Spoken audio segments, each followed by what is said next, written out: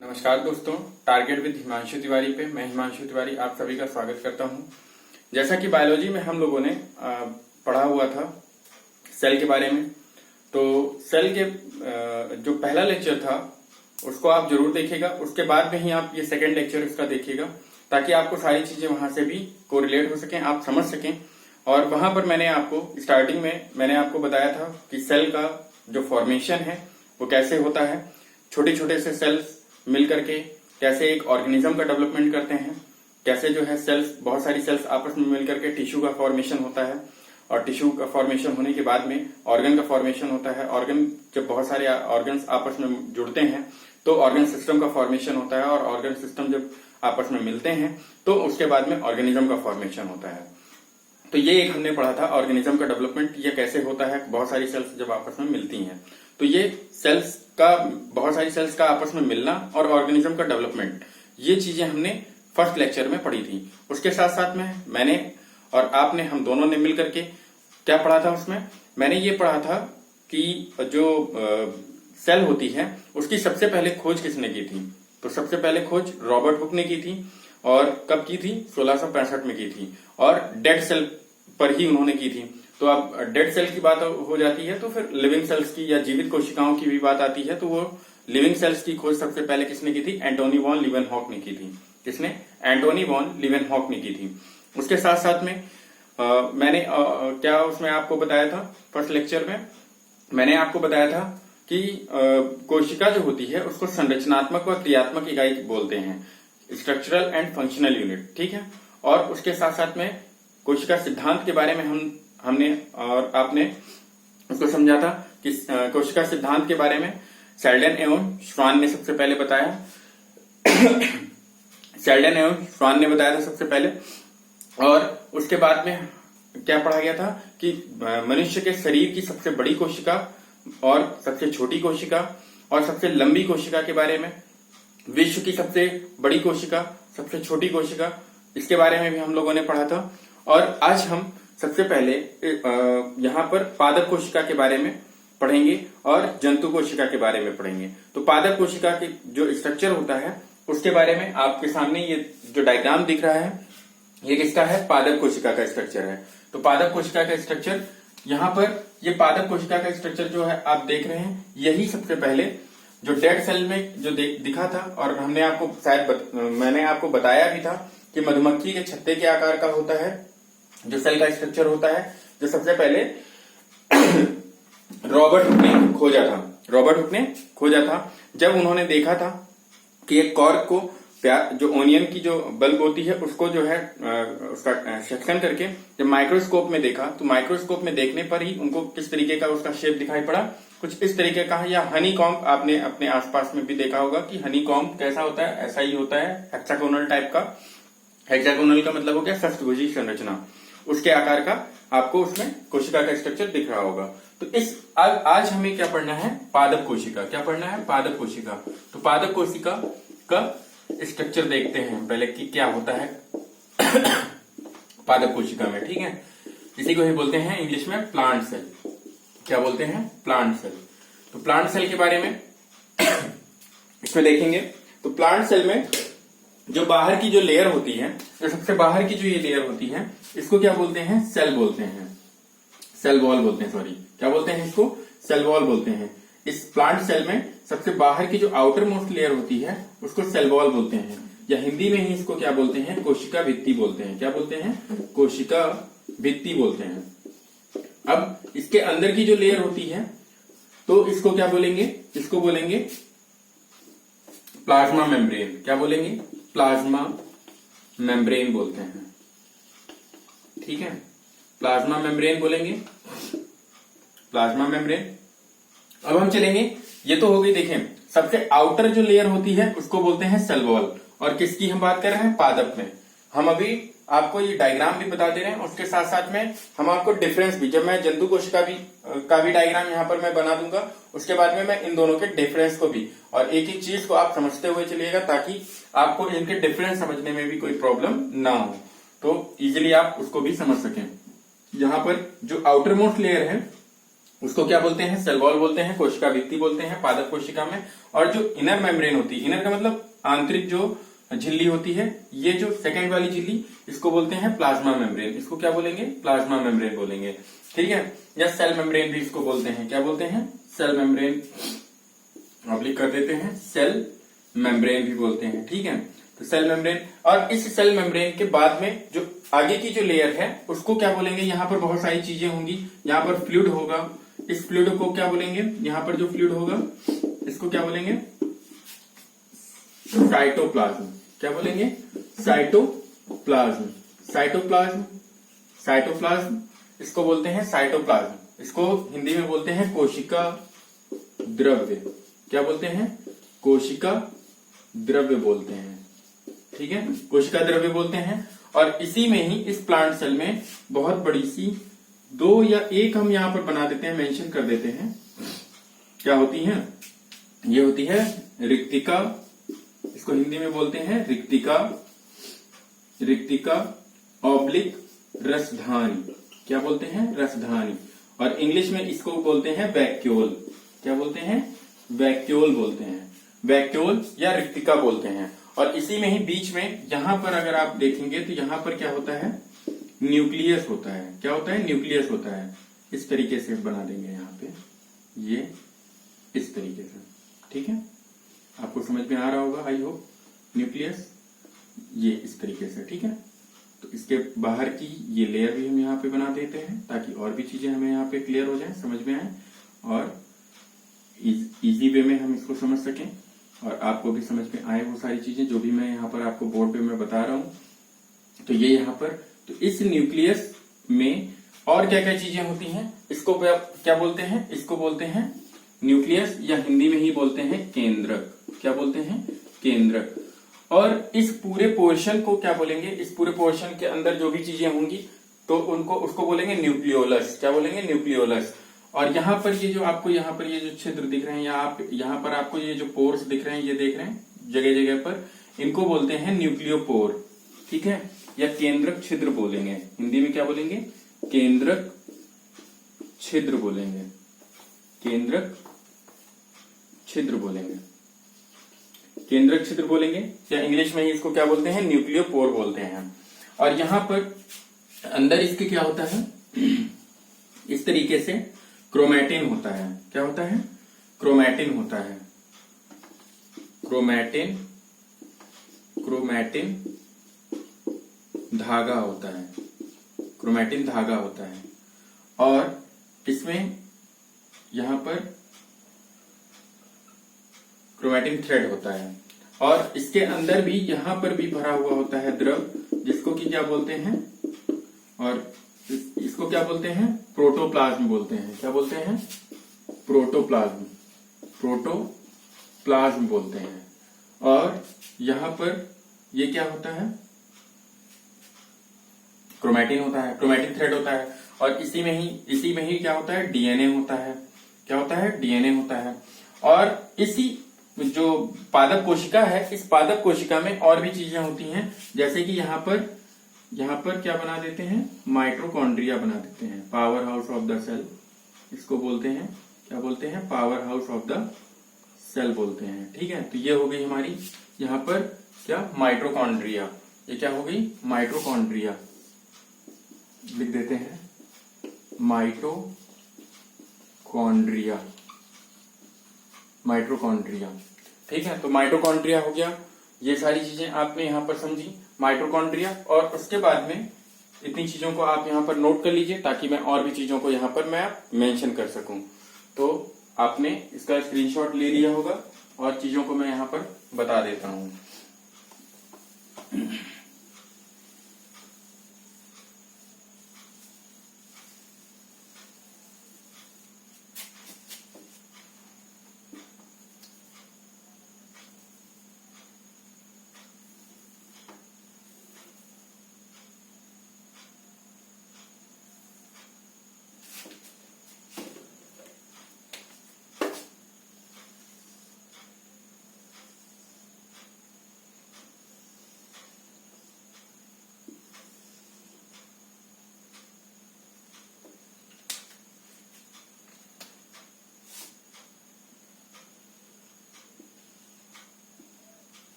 ठीक है। तो यहाँ पर और चीजें हैं, मैं उसको भी मेंशन कर देता हूं। यहाँ पे क्या है,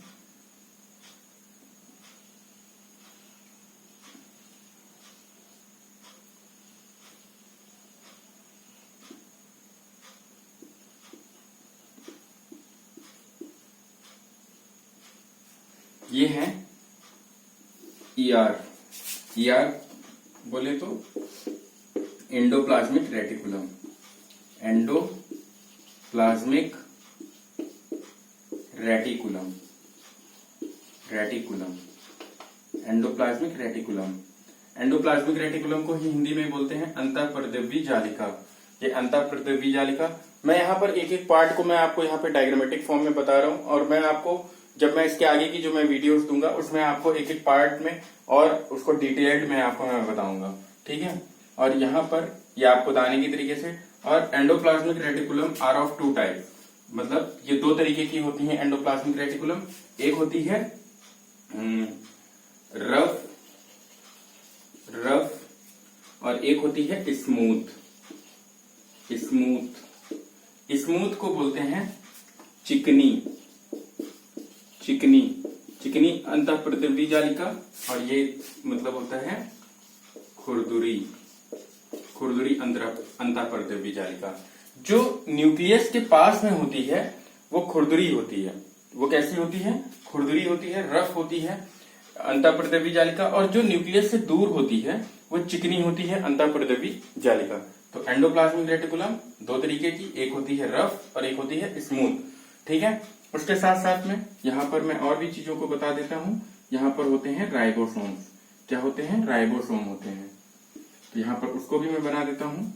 ये बोला जाता है इसको राइबोसोम।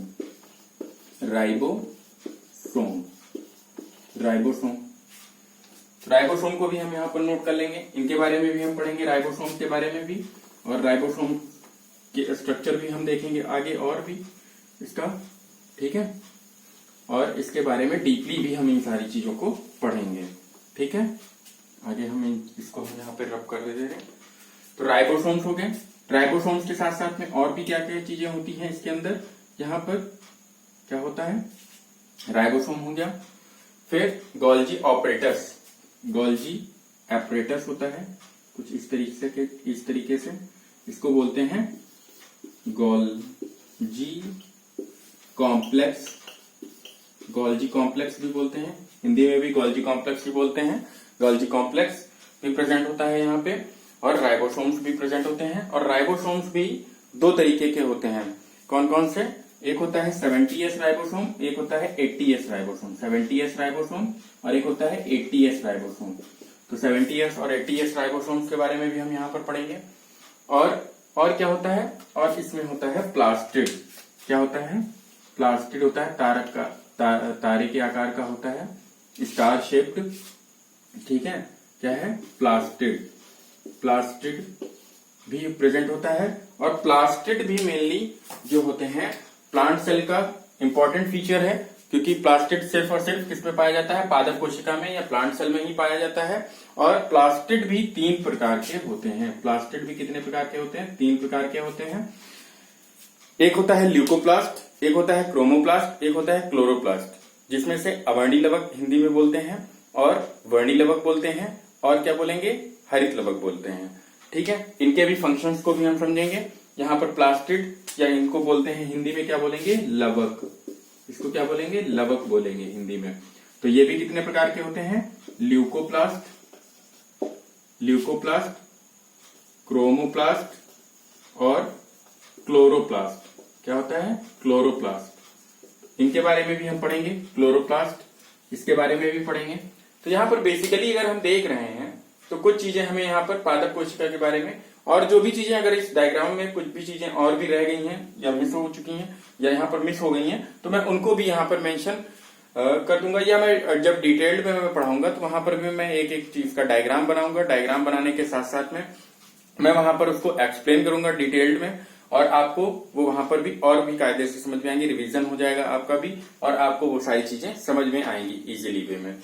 तो यहाँ पर जब हम देखते हैं तो पादप कोशिका, तो यहाँ पर मैंने क्या देखा कि यहाँ पर जो आउटर मेम्ब्रेन होती है वो सेल वॉल होती है, कोशिका भित्ति होती है, एंड सेकेंडरी या इनर मेम्ब्रेन जो हम इसके बाद अंदर वाली जो कोशिका मतलब जो लेयर होती है, मेम्ब्रेन होती है, उसको क्या बोलते हैं, सेल मेम्ब्रेन बोलते हैं, प्लाज्मा मेम्ब्रेन बोल सकते हैं। उसके बाद में जब हम उसके अंदर के पार्ट्स को हम अगर जब यहाँ पर देखते हैं तो उसमें माइटोकॉन्ड्रिया प्रेजेंट होता है, और माइटोकॉन्ड्रिया को ही power house of the cell बोलते हैं, क्योंकि ये ऊर्जा देता है। ऑक्सीकरण होता है, ऑक्सीकरण के दौरान ऑक्सीकरण के बाद में एटीपी का फॉर्मेशन होता है। एटीपी मीन्स एडेनोसिन ट्राइफॉस्फेट, उसका फॉर्मेशन होता है।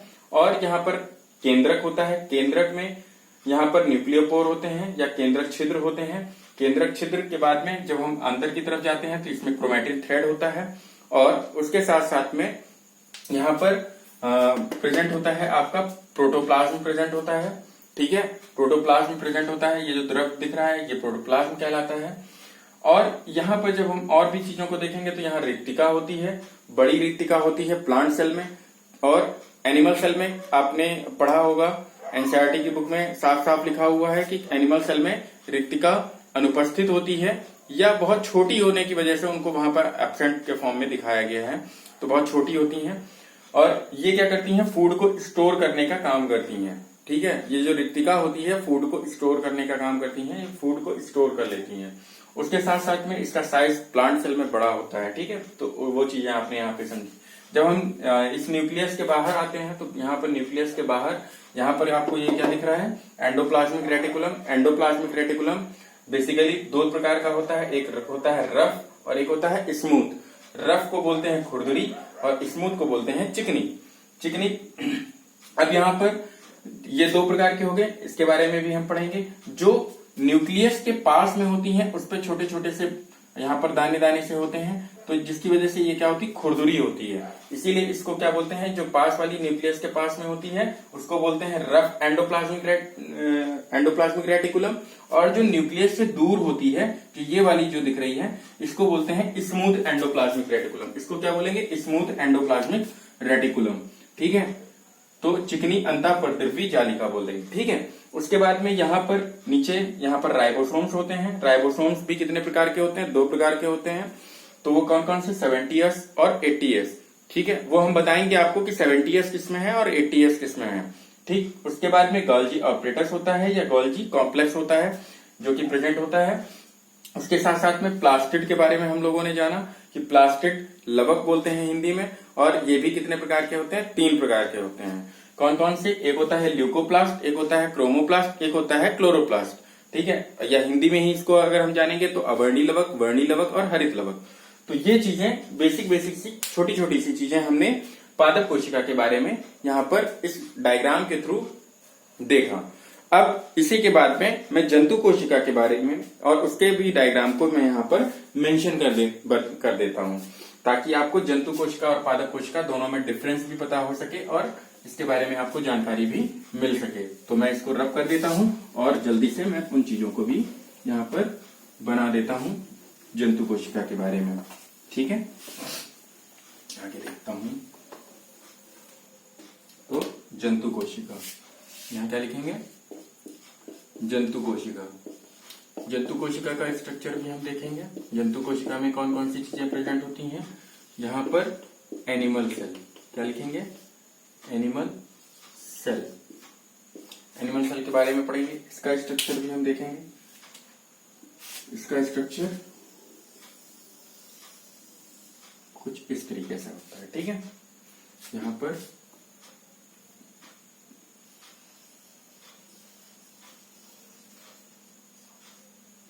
ये, यहाँ पर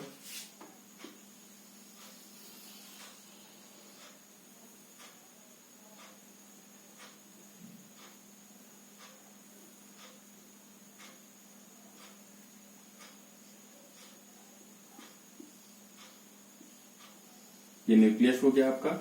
इसमें जंतु कोशिका में ये न्यूक्लियस उसमें टुवर्ड्स पेरिफेरी था, यहाँ पर टुवर्ड्स पेरिफेरी ना होकर के सेंटर में है, किसमें, जंतु कोशिका में। और यहाँ पर भी वही सारी चीजें हैं। न्यूक्लियस में क्या होगा, क्रोमैटिन थ्रेड होगा इस तरीके से।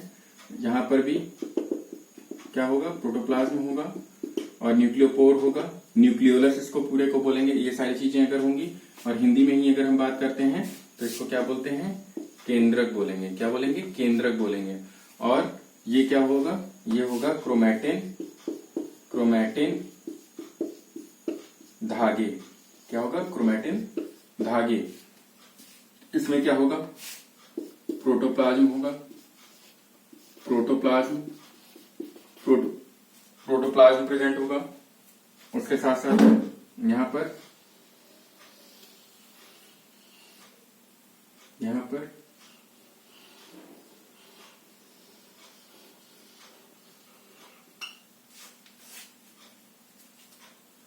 ये क्या होगा, माइटोकॉन्ड्रिया होगी, माइटोकॉन्ड्रिया, माइटोकॉन्ड्रिया आर प्रेजेंट।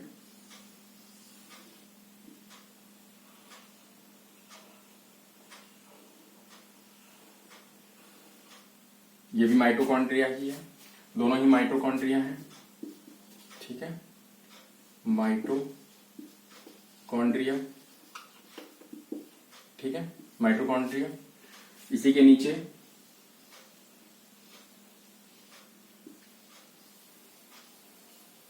यहां पर क्या होगा, इसको क्या बोलेंगे, ईआर बोलेंगे। जस्ट अभी हमने पढ़ा था प्लांट सेल के बारे में, एंडोप्लाज्मिक रेटिकुलम, एंडोप्लाज्मिक रेटिकुलम।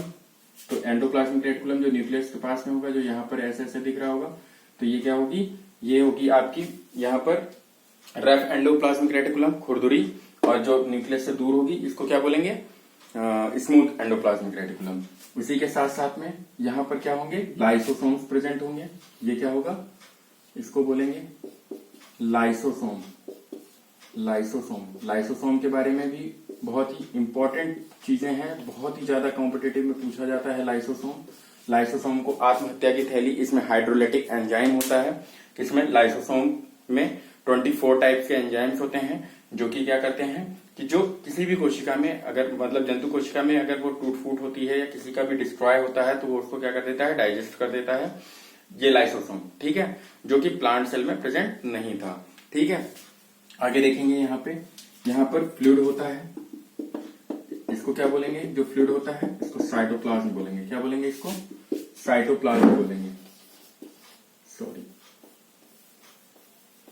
इसको क्या बोलेंगे, साइटोप्लाज्म बोलेंगे या कोशिका द्रव्य बोलेंगे। क्या बोलेंगे, कोशिका द्रव्य बोलेंगे।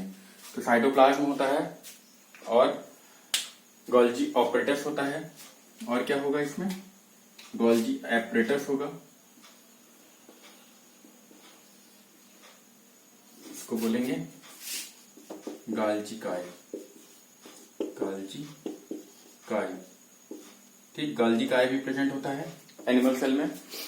ये सारी चीजें हो गई आपकी एनिमल सेल में। तो एनिमल सेल में आपने पढ़ा, इसमें देखा कि क्या क्या माइटोकॉन्ड्रिया प्रेजेंट होता है और उसके साथ साथ में रिक्तिकाएं होती हैं, लेकिन बहुत ही मतलब बिल्कुल बहुत ही महीन होती हैं, बहुत छोटी होती हैं, जिसकी वजह से इसको अपसेंट बोल दिया जाता है। एनसीईआरटी ने उसको अपसेंट ही माना है।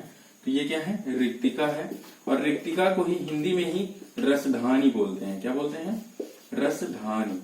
क्या बोलेंगे, रसधानी बोलेंगे। या इंग्लिश में इसको क्या बोलेंगे, वैक्यूल बोलते हैं। क्या बोलेंगे, वैक्यूल बोलेंगे।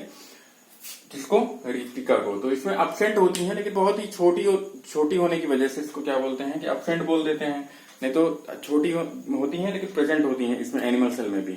लेकिन अगर हम यहीं पर ही अगर हम पादप कोशिका में देखते हैं, तो पादप कोशिका में इसका साइज काफी बड़ा होता है, जिसकी वजह से केंद्र क्या होता है, साइड में हो जाता है और छोटा होता है, रिक्तिका का साइज बड़ा होने की वजह से। अब यहाँ पर बात आती है कि जंतु कोशिका और पादप कोशिका में कुछ छोटे छोटे से, यहाँ पर वैसे मैं आपको डिफरेंस डिटेल में भी बताऊंगा और रिटन फॉर्म में भी मैं बताऊंगा। उसके साथ साथ में यहाँ पर मैं आपको डायग्रामेटिक फॉर्म में, आपने वहां कुछ चीजें देखी थी, मतलब पादप कोशिका में आपने कुछ चीजों को पढ़ा था, उसका डायग्राम देखा था, कुछ यहाँ पर आप चीजों को देखेंगे। जैसे कि यहाँ अगर हम देखते हैं तो यहाँ पर लाइसोसोम प्रेजेंट है, जबकि अगर हम प्लांट सेल की बात करते हैं तो प्लांट सेल में लाइसोसोम प्रेजेंट नहीं था। तो लाइसोसोम अगर वहां प्रेजेंट नहीं था तो फिर वहां पर फिर क्या चीज प्रेजेंट थी, तो वहां पर प्लास्टिड प्रेजेंट था, जो कि जंतु कोशिका में प्लास्टिड प्रेजेंट नहीं है। उसी के साथ साथ में अगर हम देखते हैं तो माइटोकॉन्ड्रिया प्लांट सेल में भी होती है और एनिमल सेल में भी होती है। क्योंकि माइटोकॉन्ड्रिया में क्या होता है, ऑक्सीकरण की प्रक्रिया होती है, ऑक्सीजन का जो दहन होता है और ऑक्सीजन के दहन होने के बाद में ही एटीपी का फॉर्मेशन होता है। और जब एटीपी का फॉर्मेशन होता है, एटीपी का मतलब हो गया एडिनोसिन ट्राइफॉस्फेट, और इसकी वजह से ही उसको ऊर्जा सिक्का के रूप में भी हम जानते हैं, या power house of the cell, ऊर्जा सिक्के के रूप में एटीपी को, क्योंकि वो ऊर्जा को क्या करता है, इकट्ठा करने का काम करता है, ऊर्जा संचित करने का काम करता है। वैसे ही यहाँ पर गोल्जी काय की अगर हम बात करते हैं तो गोल्जी काय यहाँ पर भी प्रेजेंट है, मतलब जंतु कोशिका में भी प्रेजेंट है और पादप कोशिका में भी प्रेजेंट है। इसके साथ साथ में केंद्रक में एजेटिक जो चीजें वहां प्रेजेंट थी वो यहाँ पर भी प्रेजेंट है। एंडोप्लाज्मिक रेटिकुलम यहाँ भी है और वहां पर भी है। और उसके साथ साथ में अगर हम साइज की बात देखते हैं तो यहाँ पर साइज जो होता है वो जंतु कोशिका का क्या होता है, छोटा होता है, जबकि पादप कोशिका का साइज क्या होता है, बड़ा होता है। ठीक है। और दूसरा डिफरेंस अगर हम यहाँ पर समझने की कोशिश करेंगे तो यहाँ पर जो होता है, ये जो आउटर लेयर होती है वो किसकी होती है, जंतु कोशिका में आउटर सेल किसकी होती है, इसको मैं यहाँ पर मिटा देता हूँ। आई होप इतना आपने यहाँ पर नोट कर लिया होगा या देख लिया होगा। तो यहाँ पर अगर हम बात करते हैं जंतु कोशिका में, तो ये जो आउटर सेल होती है जंतु कोशिका में, इसको क्या बोलते हैं, सेल मेम्ब्रेन बोलते हैं। क्या बोलते हैं, सेल मेम्ब्रेन बोलेंगे। लेकिन अगर हमने पादप कोशिका में पढ़ा था तो पादप कोशिका की जो आउटर मेम्ब्रेन होती है उसको क्या बोल रहे थे, सेल वॉल बोल रहे थे। और सेकेंडरी क्या होती थी, सेल वॉल नहीं होकर सेकेंडरी मतलब सेकेंड नंबर पे कौन सी थी, सेल मेम्ब्रेन थी वहां पे। ठीक है। लेकिन यहाँ पर अगर, और इस सेल मेम्ब्रेन का या जो आउटर लेयर होती है, बार बार आउटर लेयर या बाह्य आवरण की जब हम बात करते हैं तो इस बाह्य आवरण का मतलब क्या हुआ, ये बाह्य आवरण किसी भी सेल को प्रोटेक्शन देने का काम करती है, उसका सुरक्षा आवरण का काम करती है, और किसी भी मतलब सब्सटेंस को ना ही तो बाहर से अंदर और अंदर से बाहर नहीं जाने देती है। तो ये एक प्रोटेक्टिव लेयर होती है। तो वहां पर अगर हम देखते हैं पादप कोशिका में तो वहां पर 2 प्रोटेक्टिव लेयर होती थी, जबकि यहाँ पर सिर्फ एक ही प्रोटेक्टिव लेयर है जंतु कोशिका में, जिसको कि हम किस नाम से जानते हैं, सेल मेम्ब्रेन के नाम से जानते हैं। और वहां पर 2 जो प्रोटेक्टिव लेयर थी वो पहली जो सबसे अंदर या आंतरिक जो झिल्ली होती थी उसको सेल मेम्ब्रेन बोलते थे, और जो बाह्य थी उसमें वो सेल वॉल थी। यही एक डिफरेंस भी है यहाँ पर जंतु कोशिका और पादप कोशिका में। और लाइसोसोम, प्लास्टिड, इन सब का भी डिफरेंस है। वैसे मैं आपको जब डिटेल में पढ़ाऊंगा तो वहां पर भी मैं आपको जंतु कोशिका और पादप कोशिका के बारे में और भी चीजों को मैं बताऊंगा। और अब मैं यहाँ पर डिटेल्ड फॉर्म में और भी चीजों को जानने की कोशिश करूंगा, लेकिन अब नेक्स्ट वीडियो में मैं आपको बताऊंगा। तो यहाँ पर जो भी हमारे इस चैनल पे और आपके अपने चैनल पे टारगेट विद हिमांशु तिवारी में जो भी नए हैं व्यूवर्स, वो अगर इस चैनल को अभी तक उन्होंने सब्सक्राइब नहीं किया है तो वो उसको सब्सक्राइब कर लें और लाइक कर दें और शेयर करना ना भूलें। जय हिंद, जय भारत।